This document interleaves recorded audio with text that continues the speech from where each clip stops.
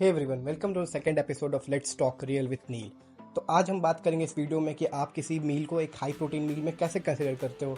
तो कैसे कंसिडर करते हो कि उस मील की 100 ग्राम सर्विंग में प्रोटीन की जो क्वांटिटी होती है वो अदर सारे मैक्रोज से हाई होनी चाहिए, यानी प्रोटीन की क्वांटिटी कार्ब्स, फैट्स और बाकी माइक्रोन्यूट्रिएंट से हाई होनी चाहिए। तो सबसे पहले हम बात करेंगे कुछ कंट्रोवर्शियल ऐसे फूड सप्लीमेंट्स को जो अकॉर्डिंग टू सोशल मीडिया आपको एक हाई प्रोटीन मील लगता है, बट एक्चुअली ऐसा नहीं है। तो जब भी हाई प्रोटीन मील की बात होती है तो इंडियन पेरेंट्स के अकॉर्डिंग सबसे पहले जो फूड सप्लीमेंट की नाम आती है वो आती है दाल। बट ये बहुत डिफरेंट है।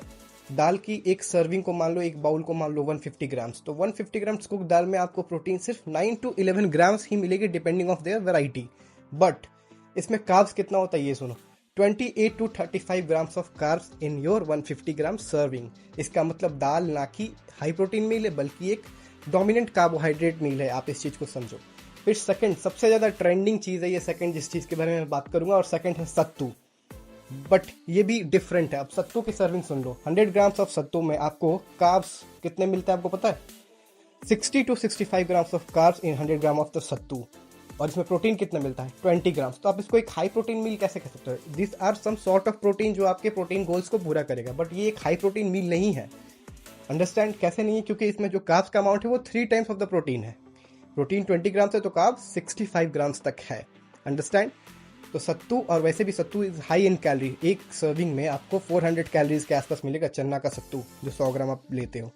थर्ड, जो आजकल इंस्टाग्राम पे मैंने देख रहा हूँ कि आपके पास बजट नहीं है वे लेने का, तो आप 200 ग्राम आलमंड खरीद लो, ड्राई फ्रूट्स खरीद लो, वॉलनट्स खरीद लो, फिर उसमें मिल्क पाउडर डालो, कोको पाउडर डालो, और वो आपकी वे प्रोटीन बन गई। बट भाई ऐसी चीज़ें नहीं है। वो वे प्रोटीन कैसे बन जाएगी?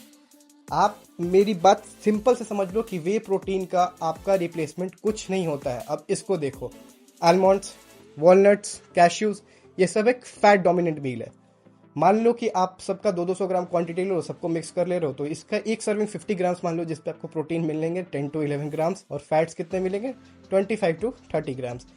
और ये भी एक हाई कैलोरी है। तो ये एक कैलोरी बॉम्ब है, एक हेल्दी कैलोरी बॉम्ब है, ना कि एक वे प्रोटीन है। क्योंकि इनके कैलोरी को भी काउंट करना है, आपको सिर्फ प्रोटीन काउंट नहीं करना है, आपको कैलोरी भी काउंट करना है, क्योंकि आपको अपने कैलोरी में अपनी प्रोटीन को पूरी करनी है।